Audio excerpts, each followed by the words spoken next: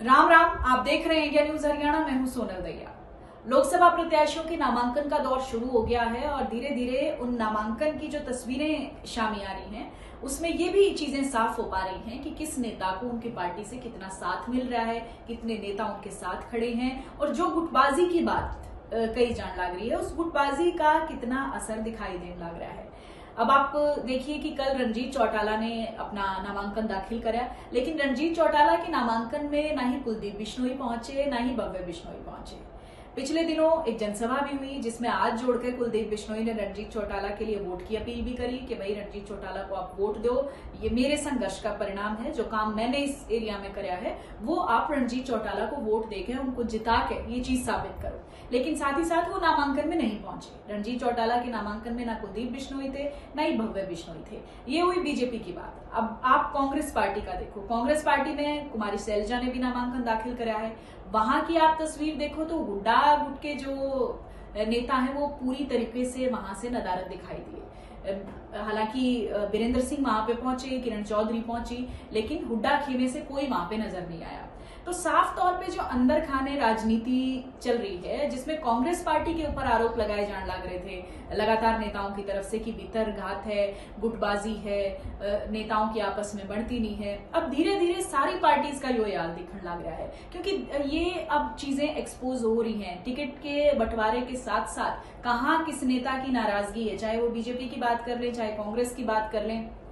कल एक तस्वीर भी सामने आई थी जिसमें बीरेंद्र सिंह और किरण चौधरी जो है वो आपस में बतलाते हुए दिखने लग रहे हैं। वो काफी चर्चा का विषय वो तस्वीर बनी थी क्योंकि बीरेंद्र सिंह अपने बेटे ब्रिजेंद्र सिंह की टिकट हिसार से चाह रहे थे और भिवानी महेंद्रगढ़ से किरण चौधरी अपनी बेटी श्रुति चौधरी को जा रही थी। और दोनों नेता जब एक मंच पर दिखे तो वो चर्चा का विषय तो जरूर बनेंगे क्योंकि दोनों का अपना अपना दर्द है, पार्टी की तरफ से टिकट कटी है तो ये जो दर्द है वो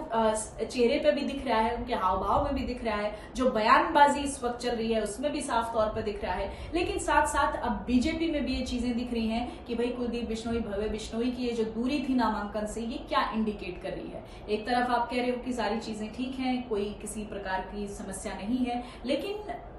जो गाहे बगाहे ये चीजें सामने आ रही हैं उससे ये भी लग रहा है कि वे अंदर खाने कुछ ठीक नहीं है। केवल नेता ये चाह रहे हैं कि पार्टी में उनकी इमेज ठीक ठाक से रहे और एक ये मैसेज ना जाए कि सारी चीजें ठीक नहीं है पार्टी में और जो भीतरघात है, गुटबाजी है, इनसे बचने के लिए एक पब्लिक डोमेन में एक प्लेटफॉर्म में दिखने की कोशिश कर रहे हैं। बट इसके बावजूद जो रिएक्शंस आ रहे हैं, जो उनके आगे की स्ट्रेटेजी दिखने लग रही है उसमें ये चीजें साफ होने लग रही हैं कि भाई धीरे धीरे नेता जो हैं उन नेताओं से दूरी बना रहे हैं जिनको आगे करा गया और उनको उनकी वजह से पीछे रखा गया। चाहे आप बीरेंद्र सिंह की बात कर लो, चाहे आप किरण चौधरी की बात कर लो या फिर आप रणजीत चौटाला के से नाराज कुलदीप बिश्नोई की बात कर लो, तो जो एक दोनों पार्टीज की तरफ से हमने देखा कि चीजें सामने आई हैं उसका आगामी चुनाव में कितना असर पड़ेगा वो टाइम बताएगा। लेकिन फिलहाल नेता जो अपनी नाराजगी दिखाने लग रहे हैं